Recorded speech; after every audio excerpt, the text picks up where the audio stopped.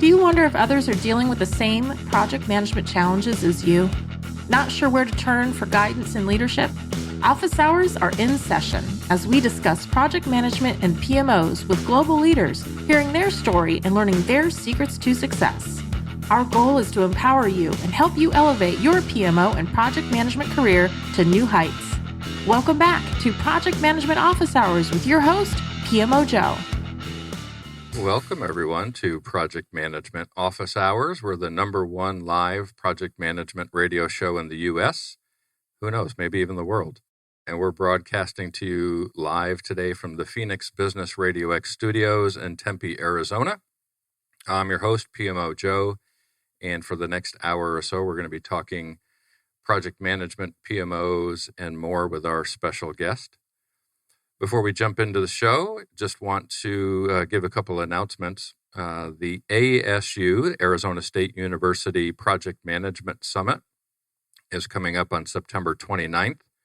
This is a virtual conference that is online and free for all to attend. They're closing in, I believe, on about 3,000 attendees, so it is a great event. Some of the speakers and presenters, Elizabeth Heron, Billy Moape, Kim Wasson, and many, many more. Strongly recommend everybody go out and look for that. Also, VP MMA, our nonprofit organization that supports veterans, is a partner for that event. And we have a track within the conference dedicated to veterans. So we have several speakers from the ASU Pat Tillman Veteran Center.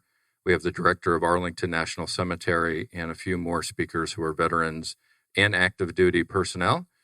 To register for that event, you can go out to whova.com/web/ASUPM_2021-09. Or you can just do a Google search on ASU PM Summit and you'll see it there as well. Also want to announce that the PMO Global Alliance and the PMO Global Awards has reached the semifinal stage, with only 15 PMOs remaining, battling it out to be named the 2021 World PMO of the Year by the PMO Global Alliance. And there are several other awards beyond PMO of the Year: PMO Leader of the Year, Software of the Year, Volunteer of the Year, and PMO Influencer of the Year. And once again, I'm honored and humbled to have been named one of the top 15 finalists for PMO Influencer of the Year, with the 3 finalists being named on August 31st. So stay tuned, and we'll see if I'm fortunate enough to make the final 3. Also want to thank our sponsors, the PMO Squad and the PMO Leader. A reminder to everyone to go visit projectmanagementofficehours.com, our show website, and you can see all of our upcoming episodes, as well as listen to past episodes and provide your feedback on who you'd like to have us on as a guest. Well, I mentioned the PMO Global Awards and the PMO Global Alliance, and I'm very excited today to have our special guest with us, Americo Pinto. Welcome, Americo. Hello, Joey. Hello, everyone. It's a pleasure to join you today. Yeah, Americo, if you could take a moment just to introduce yourself to the listeners, just so they can learn a little bit more about you before we jump into our discussion, that'd be great as well. Yes, sure. In fact, I live in Brazil, in Rio de Janeiro, and I've been working with project management and PMOs for more than 25 years. Actually, most of the time as a consultant, but also as an entrepreneur. I own a company, a consulting company in Latin America for 15 years. And a few years ago, I decided to sell my business and focus on an idea, actually. And the idea is the PMO Global Alliance community. And today I dedicate, I could say, most of my time to this organization that is something that I could say that make me very, very happy, right? So my experience is really focused on PMOs in the last 12 years. I started a doctorate on PMOs in France a few years ago, and I have some books published on PMOs. So PMOs are my passion, and it's a pleasure for me to be in contact with many PMO leaders around the world every year through PMO Global Alliance projects, but also with some consulting projects that I still have. So that's it in a general overview. Yes, and it's great to have you on and to understand your story and the journey that you've taken. As a judge for the PMO Global Alliance, I know how impactful the awards are, and to see the kind of the growth and evolution, right, of the competition from year one to where we're at now. The PMOs are much better, right? They're seeing the improvements in the awards competition, I think, is being taken more seriously. What's your experience been on the evolution of that? Do you think it's getting more mature, and do you think it's something in the industry that PMOs are really looking towards to try to, I guess, brag a little bit, right, about the good work that they're doing with their organization? Yes. What I see, Joey, is that there are two things that we can consider. The first one is that there is an obvious increase of maturity in many different regions. So there are some regions that we could say that we can find mature PMOs easily. But there are other regions that, of course, there are mature PMOs, but not in the same quantity. You know what I mean? Mm-hmm. So now I can see that it's changing in some way, right? And it's interesting because PMO is not something new, right? I couldn't say that PMO is a trend because it's not. It's something that is very consolidated in many companies. But PMOs are changing strongly, I think, in the last years. And they are becoming much more connected to the business, connected to results. And this way, they are becoming more important for many organizations. So I still see PMOs as something that will be important for companies for a lot of years from now. There is a lot of opportunities for improvement, in the horizon. Yeah, and you mentioned the different regions. I'm always intrigued, being in the States, that the United States has done not well, right, in the global awards historically, but the Middle East is fantastic, right? I mean, every time I judge Kuwait or the UAE or somebody in the Middle East, it seems like the maturity level that's being presented far exceeds what we're getting delivered from the U.S. Is there any insight on that? I mean, what do we need to do here in the States to put forward a representative that can do much better? Yeah, that's something interesting, and it's what happens every year in the PMO Global Awards is a consequence of the spirit of this competition, because differently from the most traditional competitions that we have today in the world, at the PMO Global Awards we have only one representative for each country, right?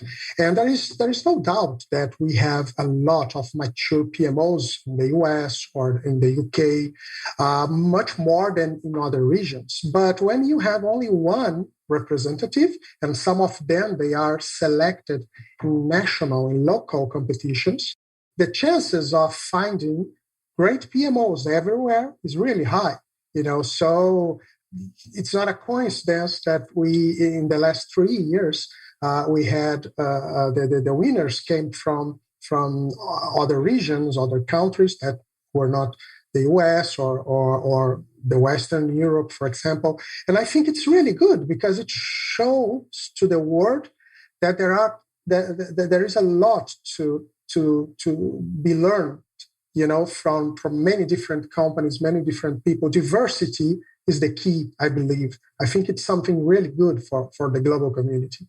Yeah, I would agree with that. And you touched on another thing, too. If I remember right, it was maybe 2 years ago, the winner was from Brazil, and part of their presentation was they had won a competition to be named the top in Brazil and go represent Brazil. Yes. That's something that we are working on, because it's supposed that we can have up to 64 countries represented at the competition. 16 for Europe, 16 for the Americas, 16 for Africa, and 16 for Asia Pacific. since the beginning, when we started with this initiative in 2018, the idea is that we could motivate local communities to create national competitions, because this way it's really good, because you will encourage local people, local companies to participate. So they will be motivated to participate. They will be motivated to learn from this experience. And of course, the winner will represent their countries in the global competition. So in 2008, we had only 1 or 2 countries with national competitions. This year, we are closing this edition with 7 new national competitions. And for next year, probably we will have more than 10 countries with national competitions. Indonesia, India, we are starting new local competitions in these countries. So it's amazing, and I'm really happy with that, because I believe a global community really makes sense when you have some local action. And so when I see that, it's exactly what I thought when I started with, these awards and the PMO Global Alliance, and I'm really, really happy to see what's happening. So this way, some of the nominees, the representatives, they are really strong. For example, in Ukraine, we work with PMI Ukraine, and in the last 2 years, the Ukrainian representative was in the top 4 in Europe. Mm-hmm. In Portugal, we work with IPMA. So depending on the country, on the region, we have great associates, great partners. So that's the idea, synergy. Yeah, it's a fantastic vision, and as a member of the industry, thank you for getting that going, because it really does provide the focus on the organizational component of project management. Whereas historically, as an industry, we've always focused on the individual, right? Get a PMP or get an Agile certification, right? It's the individual, but really the individual works within the PMO, right? And the PMO collectively does that. And we don't really have large organizations globally like a PMI that support that. So you started it all, right? And I think hats off to you and congratulations to doing that, because it's really been a major success, I think, for the industry as a whole.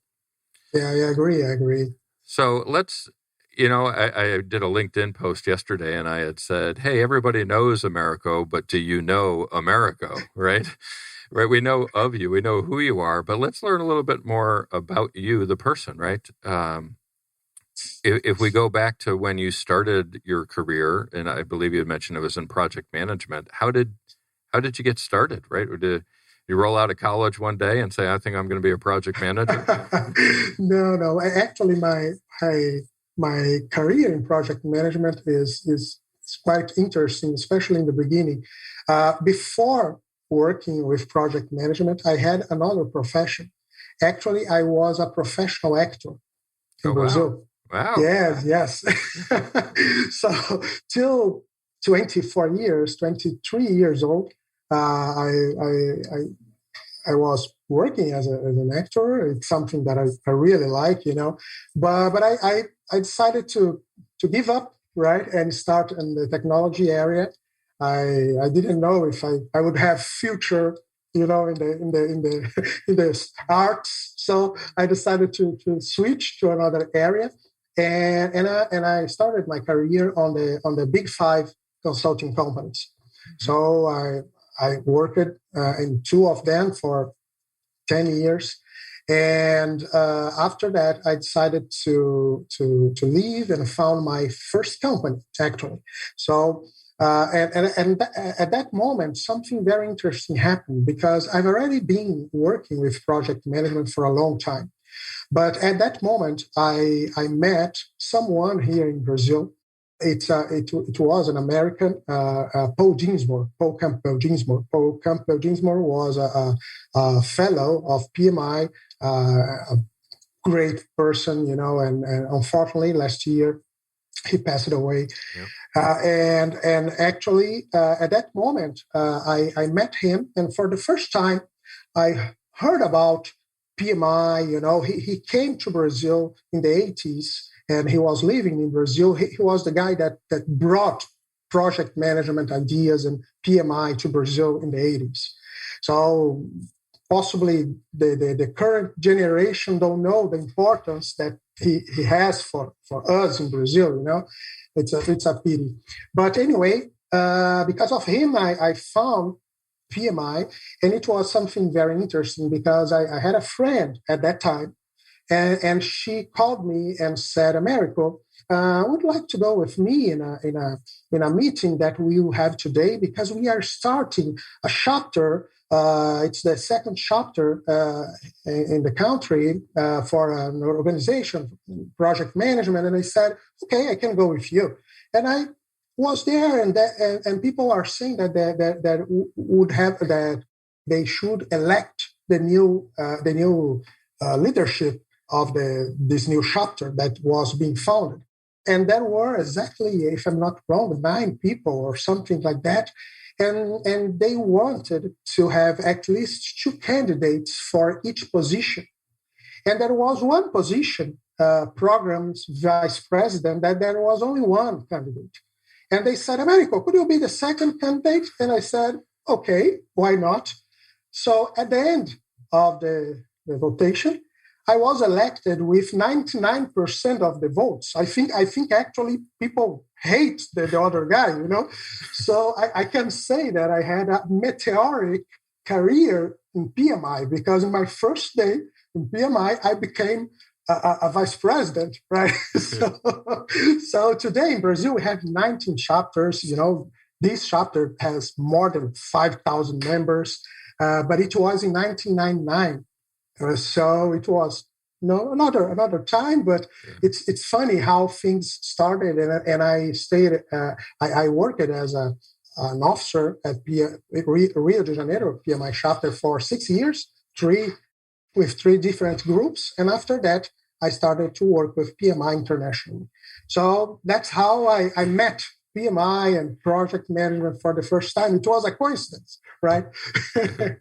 Well, now I know why you're so comfortable with all your speaking that you do, because you started out as an actor, right? You're used to getting on stage and being the focus.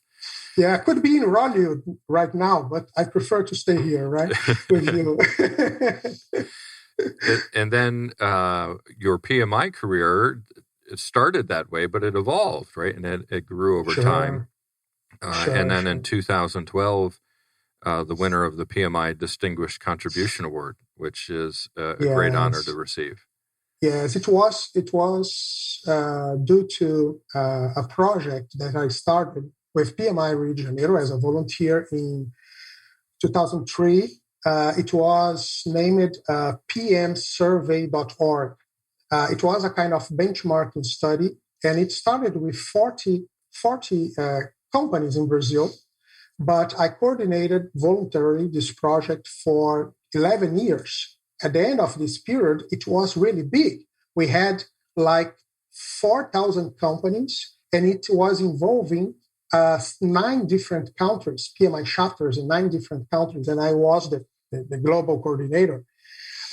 We had a very interesting website at that moment, pmsurvey.org, where you could find a kind of BI tool, so you could create, reports comparing your company with the benchmarking. It was something really nice, but it was too much big, and for me, it was impossible to continue as a volunteer. So PMI GOC at that time, they decided to take it for them and take care of this initiative. So I received the PMI Distinguished Contribution Award.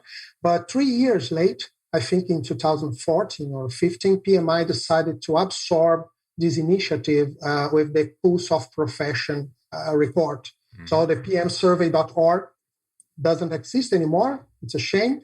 There are many people that still miss it, but it was how I started to have some involvement with PMI in the international level. Yeah, and I think a common theme that we see amongst a lot of our guests is the ability to maybe step outside their comfort zone and take a risk of some sort within their career. And because of that, that courage, right, to be an entrepreneur and to step outside has paid off for them in one way or another. And seems as if you've done the same, right? You didn't start as a traditional project manager, but you found your way there, and then you took the initiative to run the surveys, and you were rewarded for that. And then you started your own company, and you're rewarded for that. And now the PMO Global Alliance. What do you think is it that gives you that courage to take the risk, right? For those listening, and they're sitting there saying, "Man, I've got a great idea." What do we tell them? How do we give them the confidence to be able to go chase that idea and see what they can do with it? Well, Joey, the point is, first you need some megalomania. I'm a little megalomaniac. People say that. If I have to do something, I want to be intergalactical. That's what I usually want.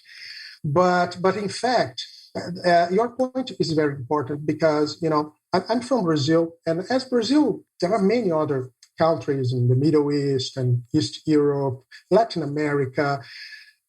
We are not in the spotlight usually, right? So big international initiatives on project management, usually they don't start in these regions. Usually they start in North America, Western Europe, So it's not easy for us because of many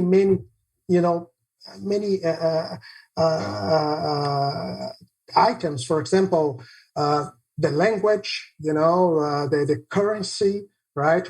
Usually weak compared with euros, with US dollars. The geography doesn't help because sometimes we are, far from the most important centers. So there are many difficulties, I believe. But the point is, it's possible when you have a good idea, a lot of creativity, right? And passion. That's what I really believe. 11 years ago, to be very honest with you, I couldn't speak English. I couldn't understand nothing. It was crazy. I speak a lot today, that, yeah. Right? But I attended the PMI Leadership Masterclass in 2010, right? And people, they thought that I was shy because I was very quiet, but not because I'm quiet, because I couldn't speak. English was difficult for me because my generation in Brazil, English was not something really common, except for the richest people. So actually, everything was very difficult at that time. But there was one person that was very important in my life. That was Ginger Levin. Ginger, I met Ginger for the first time in 29, I think, when I brought her to Brazil for a conference. And we became very, very good friends. And Ginger told me, Americo, you have to try, And I said, but Ginger, I can speak, I can understand some people because of the accents. And she said, go, start your PhD and present, at the conferences. And I said, okay, I'm going to try. I'm going to do that. And that's what I did. And it's crazy how it worked, So today, I feel that I still have a lot of this feeling, this strong feeling that if we want, if we try, if we believe, it's really possible. See, 4 years ago, PMO Global Alliance didn't exist, and today we have a global community with 12,000 members in more than 120 countries. We have the most important awards in the world, for PMOs, everything in 3 years. And if you see how much money we spent, it's almost nothing if we compare, with the investment that we have in big companies. No, actually, it was based on passion, on collaboration, on the contribution of many people, volunteers, and on the belief that we can make big things, great things that can impact a lot of people around the world when we have a good idea and a lot of passion. I'm really proud about what we have been doing, what we have been building. I had a big company. My company became a big consulting company in Latin America with 500 employees, and I decided to sell the company to focus on this project that it's something global, something that I never imagined that I could do in my life. And today I'm here, right? And as you said, I have friends everywhere, and it's crazy, right? It's crazy. It's really nice. I really love it. Well, it is an amazing contribution that you've made, and obviously the impact that it's had around the world as well. And I think, if I'm remembering right, I'm trying to go off memory, I think I had read somewhere you're trying to learn Arabic. Is that correct? Is there another language you're trying to learn? Yes. Actually, I after overcoming, the first my first difficulties. Of course, I'm far from being native in English, but I can make. I say that I can make jokes in English. That's something good, right? Yeah. Oh, so. And now I'm very interested to know more about not exactly only other languages, but I'm really amazed about culture, the global culture, other countries' culture. It's incredible how people, they are different in some way, but we have many things in common, And when we know more about them, about their local culture, about their language, it's something that brings to me a very strong feeling that I'm learning, from the world, that I'm doing something that can make the difference in my life. And what really makes me happy, I have 2 kids. The older is 11 years old.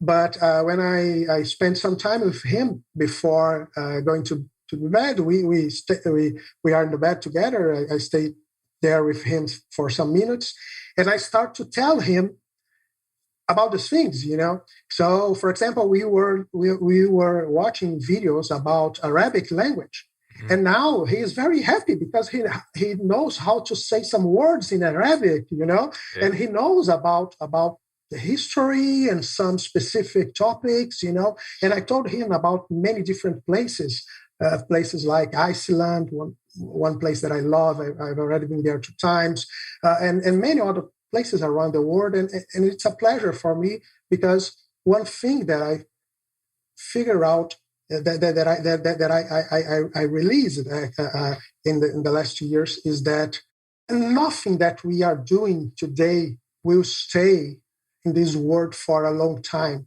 Companies, books, absolutely nothing. In 10 years, nothing will be here. Possibly in 4 years, nobody will remember us, except our family. But our kids are the way that we have to leave a legacy, And for me, that was something that made a lot of difference in my life when I realized that, So that's something that really made me happy, and proud. Yeah, and I think I've started up with Fatima, the PMO leader. We've talked about that in the past, and I've had some of those similar learnings, right? Where I've now been talking with people around the world, and I'm learning how little I know compared to what knowledge exists globally. Yeah, and how we can learn from those different cultures and things that we don't consider. Here in the States, we don't think about global sanctions to be able to do financial transactions. But if you talk with folks in Iran and we remove the political stuff because we're just people and we're just trying to work projects, they can't do a PayPal transaction because there's global sanctions on the country. And how does a project, if we're trying to make project management better, how can they procure and how can they go around to get the services and goods? So the initiation of us to do the PMO leader is really the PMO Global Alliance, right? You started the mindset that it's okay to build global communities in our industry beyond just PMI and some of the other associations that are out there. So you're kind of as much as maybe Ginger or Paul influenced you with some mentoring, you're providing that to folks like me and others in the industry to give us the initiative to go forth and start collaborative type work that you're doing. So your legacy won't be just with your children; it'll also be with the others that you're influenced and that you're mentoring along the way.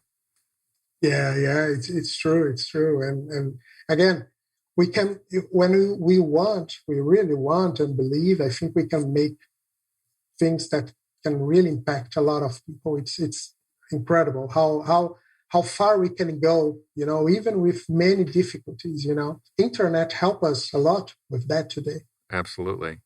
You had mentioned, obviously, with the Global Alliance that you guys do several projects, and one of those projects was to generate the PMO value ring, I believe, right? That was the collaborative work of the community. And there really, if we think the PMP, right, and then we translate that over to the PMO, there you say, well, what's there, right? If I'm a PMO leader, what's my certification that says I know what I'm doing in that role? And there has forever been a gap, but you're working to try to fill that gap, right? With the value ring and some of your certifications. Yes, that's something interesting because first of all, I fully believe that our role in this world is to be complementary in many different ways. So we are not like PMI, not like IPMA or any other organization. We are here to support them in a specific niche, because they are very big. The world is very big. So our audience is important, PMOs, but of course it's a tiny audience compared with project management audience. Mm-hmm. But it still exists, and it still needs a lot of specific, solutions and things and knowledge. So that's why I decided to focus on PMOs like you, your community. The second point is the fact that our name is PMO Global Alliance, and it's not a coincidence. It's because I believe that we should be an alliance of many communities. To be very honest, I don't believe a lot on the idea of one community, because I think it provides a wrong point of view about what a community should be. Communities, they should be local again, and it's very important that we can act as a hub. We can connect them, because that's the challenge. There are great people doing incredible job in Indonesia or in the Emirates or in Australia or in Honduras, but they don't know each other. How can we help them to spread these great ideas, spread this great work, this great knowledge around the world? And that's what I would like to do. That's my vision for PMO Global Alliance. We should be an alliance of communities. That's what I believe. And so the PMO Value Ring methodology was our first project. Actually, it was created before PMO Global Alliance. But it was exactly this project, this methodology was developed collaboratively with a group of 122 PMO leaders, experienced PMO leaders in different countries. So it provides a very interesting point of view that comes from the trenches, So it's something that people usually, they feel that it's something very practical because it comes from the battlefield, people that are leaving PMOs in their day by day. And the point is, this well-succeed experience showed me that it would be possible to make greater things, greater projects like the PMO Global Awards, that I could count with the collaboration of many people around the world. The PMO Value Ring methodology made us create our certification program. And it's something really, really incredible, because in 3 years, less than 4 years, we reached 5,000 credential holders in 86 countries. And if you ask me, Americo, have you ever paid for advertisement? I will tell you, never. Any cent, never. Everything was based on a word-of-mouth marketing. Mm-hmm. So look at power, of the community, how things can spread, around the world in a crazy way. So when you see, wow, now people are believing on the same ideas, on the same, the same knowledge, or they are sharing experience around the world. So that's how things started with the PMO value ring methodology, with the PMO CP certification. Now we are releasing next month the PMO CC certification. It's something for consultants, and that's something that it's not only a certification, but it's a way to help consultants, especially independent consultants, to make business. Because that's the challenge. I know that. I'm a consultant too, right? Yeah. We are great, technically speaking, but selling, making business, finding clients, that's the challenge, So how can we help them? That's what I want to do, That's our next step, I think. Yeah, and that's the other part is it's hard to say next for you because you're still so young, right, with the Global Alliance, but it shows to the testament of the progress you've been able to make. But we don't have that place to call home in the PMO world, right? Like a PMI. No, so I agree. So I think that you had said everything spread word of mouth because there was such a strong desire to have an organization out there put forth stuff for us as an industry to be able to latch onto, because there wasn't anything. And running a PMO, as you know and I know, right, is very different than running a project. It's completely different exercise. So there wasn't anything to help us. So it's great to be able to see the community rally around the thought, the idea that you had, and then participate, right? Because that's the other part is, it doesn't matter if you have 12,000 members if nobody participates, right? Yeah. But you get the awards that shows the participation, the different software vendors now that you're recognizing as well this year, and the influencers. So you're really stepping into a gap in the industry that the industry has reacted to and responded to. And I think that's the magic that you guys have put in place, is that it's a reciprocal relationship, right? It's not just one direction. It's helping both parts of that. Yeah, I totally agree. And that's something very important because, for example, when we say that in the PMO Global Awards that those are the best softwares in the world, the star is not PMO Global Alliance. The stars are our members, our community. They are the star, and why? Because those software, they are the best because the community is saying that. You know what I'm saying? It's not because I'm saying that or PMO Global Alliance is saying that. The community is, the people they are the heart, of the community, and that's something very strong. That's why in our PMO Global Awards, in the PMO category, we have almost 500 judges in the judging committee. Mm-hmm. I remember when I started with that, many people criticized this idea. No, come on, it doesn't make sense. 500 people, no. You should have, 10 experts, 20 experts. No. The idea is that we have to listen to the voice of the people, So we have 500 experienced people helping us to say which are the best PMOs, which are the most important influencers, PMO leaders, software. It's the voice of the people. It's the voice of the community, and it's something very powerful.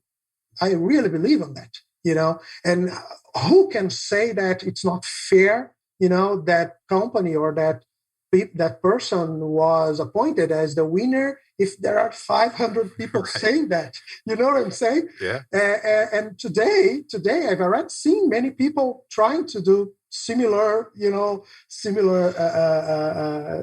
trying a similar approach, and I'm happy with that because where people see imitation, I see validation. I see that people are saying, yes, you are doing a great job, and we are always one step ahead, right? I'm sure about that. We are always one step ahead, and it's something that will become stronger and stronger in the next years as we can improve our structure, improve everything, and make the community, more well prepared to the next steps. So I think it's a matter of time that something big is being built. I feel that. You know? Well, it's certainly, starting the PMO leader, I can say we're an imitation as a form of flattery. And then we recognize in the PMO leader what you guys do well. There's no need for us to do, right? Well, we're not going to have an awards competition because you guys, and hey, I'm a judge in that awards competition, so I know how well it runs. There's no need for another one, right? We would never want to do that because you already have the premier awards for it. So for us, we're I guess the PMO leader would be an offshoot, right? A child almost of what you guys have created, but we still recognize within our industry there are certain things that you don't have to imitate because it's already the premier thing. Yes. Now, COVID obviously is the part of the world, right? For the past year and a half, it's been ongoing, and I know you've been impacted by that as well. And the global awards last year went virtual, right? The conference. How about this year? Is the conference virtual again, or will it be in person? What can you share about the conference? Yes, we have good news about that, right? So actually, in the first 2 years of our competition, the ceremony was in London. So last year, it was fully online because of the pandemic. But this year, we are resuming our in-person ceremony. It will be a gala ceremony that will be held in Vilnius, Lithuania, in November 11th. In fact, there will be a very interesting conference in Lithuania at this time. And I know a lot of people in Lithuania. I've already been there 2 times, actually, invited by PMI Lithuania. And they were organizing this event in Vilnius. Vilnius is a lovely city. I don't know if you have already been there, but it's a really nice city. And when I saw that, I said, oops, that's the opportunity, So I talked to them, and last week we decided to go ahead with this idea.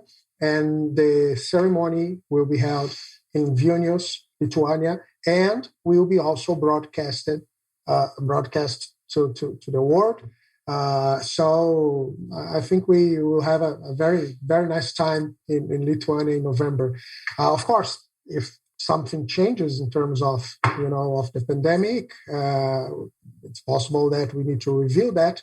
But I hope that things will be a little better by November, and we will be able to meet in Vilnius. My heritage is from Poland, which is next door to Lithuania. So just saying, if I make it to the final 3, I may want to go to the conference and then go visit my homeland afterwards while I'm there. Poland is great. I've already been there too. It's a beautiful place. Beautiful place. You should go. So we talked a lot about the past, right, and the current. What you did and what's going on now. But what do you think's next, right? There's certainly been this movement towards PMOs providing value, right? And being less administrative and more value-driven or more strategically aligned. What do you see from all the input you get from around the world for what the next generation PMO will be like? Yes. I've been studying with a group. We have been studying the PMOs that actually not only the winners, but like the top 10 PMOs that we had in the last edition of the PMO Global Awards. And there are also some very, mature PMOs that we know because we have some kind of contact there, judges, and volunteers. We have been trying to find, some things that we could say that they have in common, Mm-hmm. And that's not something really easy to be done because PMOs are very different, So they should be very different, right? So the point is, how can we say that they have something in common? Usually, people try to identify technical stuff, but technical stuff, it's not the most important thing because sometimes you are maybe more focused on being agile. The other PMO is focused on benefit management. The other one is focused on methodology. Okay, it's not a problem at all if you are delivering value. If you are meeting expectations, no problem. But there is a point that we could identify, and it's interesting because it's very connected with what we created with the PMO value ring methodology a few years ago. So now we are validating some points of view. And this thing is that PMOs survived for a long time focusing on technical stuff. So they live it to deliver a good methodology, a good portfolio management process, and train people. And okay, these things are important, no doubt about it. But sometimes we see very mature PMOs that are not being recognized by their organizations. So what I'm saying is they are doing a great job, technically speaking, but people don't see the value, They don't think that it really worth it. So the point is, there is a feeling that, we are doing a very beautiful job, and nobody recognizes what we are doing. That's something very frustrating, and we see that in many PMOs. There is a PMO that was one of the finalists 2 years ago, and 5 months after being the finalist of our global competition, the PMO was shut down. Wow. It's crazy, It's crazy because they were doing a great job. So we started to study this kind of behavior, and we found that maturity is important, technical stuff is important, but the most important thing is alignment. You should be aligned with the real expectations, with the real needs, with the real pains of your customers, of your stakeholders, of your company, right? Sometimes you are doing a great job, but it's not what you should do. It's like a doctor that he's prescribing a great medicine, but you are not sick, about you know what I'm saying? It's a great medicine, but it's not for you because you are not sick, and so you are not healed by that medicine. That's not what you need. Yeah. And that's what happens. That there is something, Joey, that I read in many articles and books, for example, that a lack of sponsorship is one of the most important reasons for PMO failure. I disagree, totally disagree, because usually if you are an existing PMO, so your PMO is running, and you are losing sponsorship, it's not the reason of your failure. It's not the cause of your failure. It's the consequence. It's the evidence that you are failing.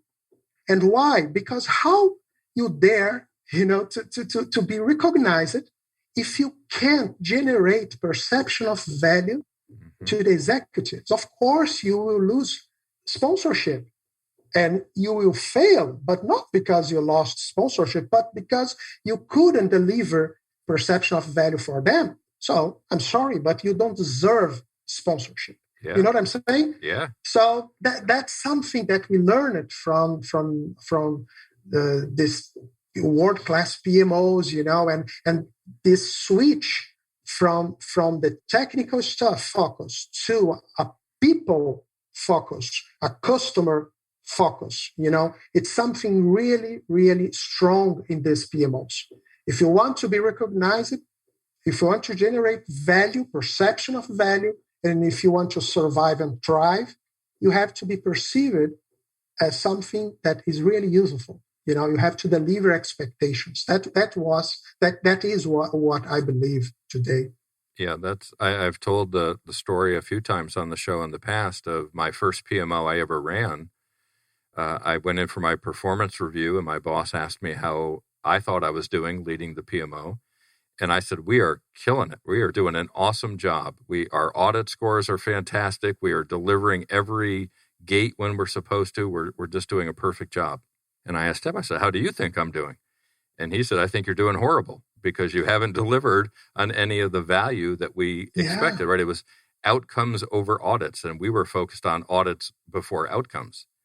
And so I can validate what you're saying just from my own personal experience, and that helped lead to, with the PMO squad, right? We had built purpose-driven PMO because, again, it's if you don't know your purpose up front, if you don't have that alignment with your executives, and they're expecting value delivery or strategic delivery, and you're focused on your point to the technical components, you may think you have the best PMO in the world, but you're going to fail to meet expectations. Yeah. So I think it's to get that mindset validated by some of the best PMOs in the world, I think is a testament to where we're headed, right? Certainly the ability of a global community to come together to be able to find trends and share that with the industry so that we can all benefit from that. That, again, speaks to the outcome of the global community, right? It isn't about just holding an awards competition. It's having an awards competition and that what can we share with the community to make the community better, right? I think that's tremendous value that you guys provide out there to all of us. Yes. And look, it's important because sometimes more important than focus on the project management technical stuff, being prepared for an outstanding customer service is what will make the difference for a PMO. And it's a different field of knowledge. You know what I'm saying? Mm-hmm. So usually PMO people, they are experts on project management, but PMOs are very related. PMOs are service providers, So we need to know how to sell what we are doing. We need to know how to understand our customers. We need to know that sometimes we know that they need a Ferrari, but they can't drive a Ferrari because they don't have maturity. They are children. You know what I'm saying? And if you give the keys to the children, you crash. It's not a good idea, right? And sometimes they can't see the value of what you are doing. Not because they don't need it, but because they can't see that yet, because they are children. If you give a Ferrari toy to a 5-year-old child, a Ferrari, a toy, and a real Ferrari, probably the child will say, "Oh, I prefer the toy." But we know the value of a real Ferrari. You know what I'm saying? Absolutely. But he or she is not prepared yet to understand that. So look, it's customer service. It's not project management. So it's a new field that we have to learn. You have to develop ourselves, and PMOs will have much better results with that. That's something that I want to invite some people in our community to start working on. I think that project management, we already have many great sources of knowledge, with PMI and other organizations, but how we should connect what we are doing with other fields like customer service, like marketing. There are many, many interesting connections that we can create, I think. Yeah, I would agree with that. And as a judge in the Global Awards, one thing that I always score very highly for the PMOs when they present is when they have their customers speak on behalf of the PMO. When their customer says, here's what the PMO did for me, rather than the PMO manager saying, this is what I did for my customer, right? If you truly delivered that value, they'd be willing to come speak on your behalf to be able to demonstrate that. And a lot of the best winners that have been there over the years, I think Ukraine did that last year, right? They had a lot of their presenters be the business talking about how well the business was interacting with the PMO. So I agree. And coming up on one of our upcoming shows, we have Tim Creasy from ProSci, Change Management, on the COO of that, going to talk about that. So I agree with you. He's our next show coming up in the first week of September. So yes, we have to bring in these other disciplines to be able to show that we can learn. We don't have to know it all right now. We can mature and evolve as an industry as well. But here we are. We are coming up on time. And as always, the shows go by so fast. And Americo, thank you so much for joining us and sharing a little bit about your story. Before we say goodbye, are there any last items that you want to mention that we didn't cover today? And also, how can people get in touch with you if they want to follow up and learn more about the PMO Global Alliance or see how they can contribute in any way? Great. So first of all, thank you very much, Joey, for inviting me. Congrats on your great job, your initiatives. So I'm really happy to see everything going well. So PMO Global Alliance is easy to find us. PMOGA.org is our website. So you can become a member. We have different types of membership, but we also have a free membership because we want to ensure that everyone can participate. There are many engagement opportunities. They are also available at the website. We have great projects, research, events, the awards, many new projects coming. So if you want to engage, there will be a lot of opportunities in the next years. If you want in some way to help us, right, locally in your country, it will be very welcome. We have some initiatives on this objective right now, and that's it. If you want to certificate on PMOs, I suggest the PMO CP, Certified Practitioner. If you are a consultant, I suggest that you know more about the PMOCC certification. It's a great job, and I'm sure you feel very well impressed with what you will learn and what you will find in terms of value. And that's it. Finally, I would say, believe in your dreams. You can really conquer the galaxy if you want, right? So if I could, you can. I assure you that, right? Thank you, Joey. Thank you, all of you that are watching us. It was a great pleasure. Well, I love that. If I could, then you can. That's a great takeaway from this entire talk. So thank you, Americo. And of course, thank you to all of our listeners. Please be sure to visit projectmanagementofficehours.com to check out this show recording and all of the past shows we've had. Our upcoming guests, all-star lineup continues. As I mentioned, Tim Creasy, Chief Operating Officer from ProSci, coming up next. We follow that up with Marissa Silva, also a member of PMO Global Alliance on, I think, the advisory committee. Ricardo Vargas coming up after Marissa. And then we talk with the folks at TrackVia, who are partnering with PMI on the Citizen Developer Program. So lots of great conversations coming up. A reminder, of course, that these shows are recorded. We're live right now, but they are recorded and we release them as a podcast. So please subscribe to Project Management Office Hours, the podcast on Apple, iHeartRadio, Spotify, Spreaker, whatever your platform of choice may be. Thank you to our sponsors, the PMO Squad and the PMO Leader. That's it for now. Office hours are closed. Until next time, I'm PMO Joe, and you've been listening to Project Management Office Hours. Thanks for listening to another episode of Project Management Office Hours with PMO Joe. You're not alone in your project management journey. We're here to help you achieve your goals. Subscribe to Project Management Office Hours on your favorite podcast platform to catch all of our episodes and hear industry leaders share their story and secrets to success.